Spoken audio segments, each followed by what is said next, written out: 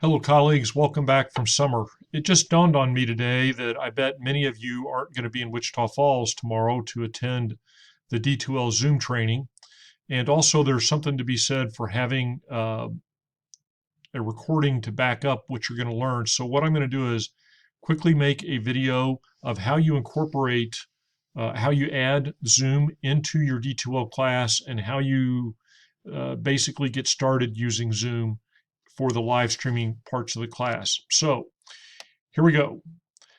In the window, you see that I have my basic D2L page open. So I go to my course profiles and I'm going to select my energy management class for this fall.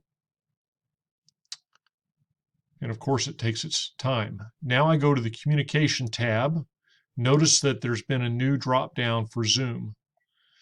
So I click on the Zoom tab. And I have already created my class for my Zoom session for my class, but I'm going to create another one just so you can go through the process. So all I have to do is click on schedule a new meeting. Notice it gives me the title with all the pretty things, and I'm just going to type the word delete so that I know that I'm going to delete this when I get done creating this video. Now, you would think that it's really important that I set up the stream time. I'm actually, it's not that important, but I'm going to follow the convention. My class meets on Tuesday nights at very conveniently 7 p.m. I'm going to schedule it for an hour and a half. This is a key trick I learned watching the videos watching the video that Chin Lee forwarded to us. Go to recurring meeting because this class is going to recur. You would think that I would set it up to recur weekly because my class meets weekly, but actually I'm not going to do that. I'm going to go to no fixed time. And the reason I'm going to go to no fixed time is that's going to mean that my this one link works for the whole semester. So recurring meeting, no fixed time. You don't need to click the registration required. That would mean they need a Zoom account. For security, I click that they have to have a passcode. Some people don't do that, but what happens is it embeds it in the link. So the students never type it in, but what this keeps somebody from doing is just jumping into my Zoom classroom without using the link that I've given to the students. You could say there's zero chance anybody's ever going to want to come into my classroom unless they're an invited or expected guest, but we'll leave that as it will. I'm choosing to automatically turn on my video and the student's video.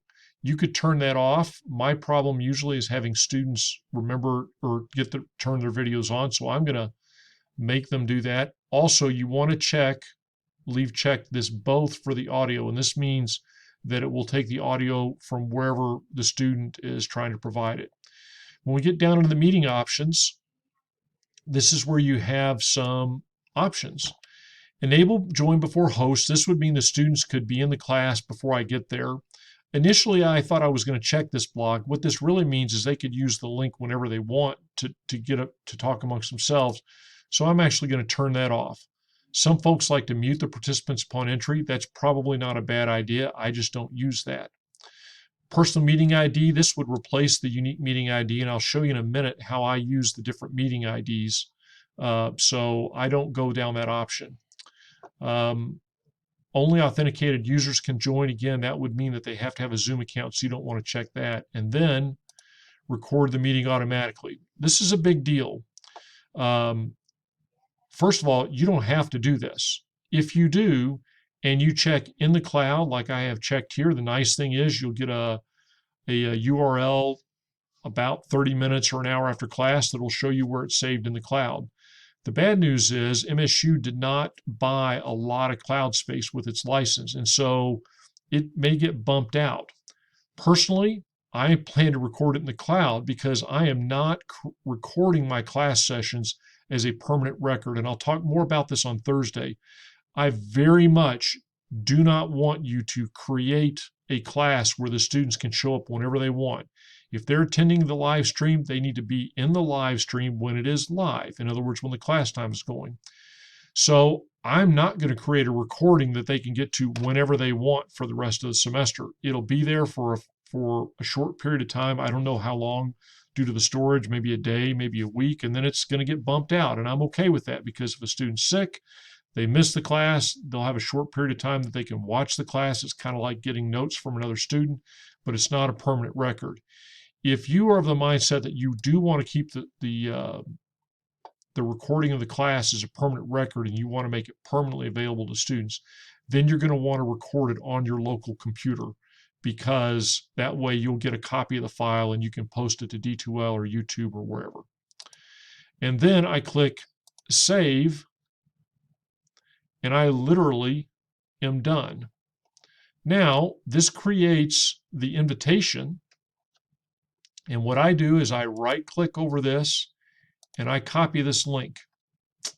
I can also click here, copy the invitation, and it'll copy the rest of the stuff. I am literally done. I go to the back bar, and you can see I have created this course called Delete.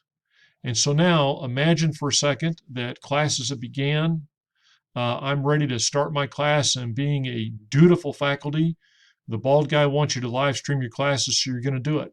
All you have to do is log into D2L, again, to your class webpage, go to the Zoom page. It's going to take a second to refresh, and there it is. And so now I'm actually going to start this meeting.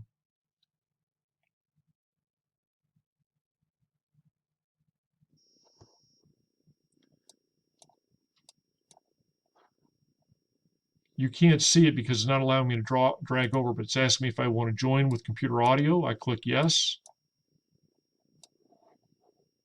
And now I'm going to drag my Zoom meeting inside the screen capture box. So when I come up in Zoom, everybody's got techniques, and yours is as good as mine. But there are two things that I try to remember to do as soon as I start my Zoom stream. The first is I try to select the participants so I can see who's in the meeting. Notice the little red dot there. That means it's being recorded. The next thing I try to do is remember to activate the chat, and that way I can see if anybody's trying to chat at me. So that's my standard way I set it up. Really, the only other thing I have to do, and notice over here I have my controls over muting myself and starting and stopping my video, and you also have some additional controls. I'm not trying to teach you everything about Zoom. I'm trying to just show you how easy it is. The last thing I have to do is share my screen. And so I've called up my PowerPoint.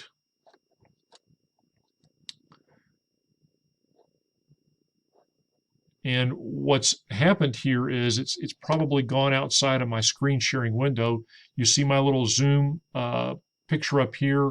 And unfortunately, maybe it's going to show with me holding it up. I've got my little screen sharing tab on top. I don't know if I can. Well, no. When you share your screen, it goes big picture. But you can see up here it says my screen share is paused. If I go to stop share, I get this back. Well, now I want to call up this interesting PDF in class talking about wind versus hydroelectric dams as renewable electricity generation.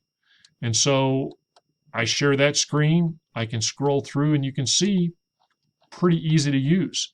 And Zoom kind of helps me out if I'm transmitting in the classroom as well, because whenever I share my screen with the students at distance, it automatically blows up full screen on my computer screen. That goofed me up initially. So that's really the only three things that I need to keep in mind for Zoom. I call up my participants, I call up the chat room, and then I share my screen. And you can share screens multiple times. You get a lot more cosmic with Zoom than that, but it can be as simple as that. So now what I want to show you is how I've embedded this into my syllabus. So you see it's opening up Word. I'm now going to go back and share my screen in that syllabus. In my syllabus, this is the link. Now, it's not the same link as I copied because remember, I've got the delete link going, the link I'm going to delete. But I actually pasted in that real link into my D2L, into my course syllabus. And I also pasted in the class meeting ID and the passcode just in case. All they would really need to do is click on that link. I'll also post this link in D2L. They can also get to it the same way I got to it in D2L. So I'm going to post it multiple places so that they can see what they need to see. Also, notice for my office hours, I used my personal meeting ID, which is the one that's unique to me, and I posted that for my office hours. So there's a little bit about Zoom and what it's going to take. When I'm all done with my class, I just come down to the bottom, click End, and Meeting for All, and it's all gone. So I hope you find this a little bit helpful, and we'll see you Thursday in the Zoom stream at the Kumbaya if I don't see you before.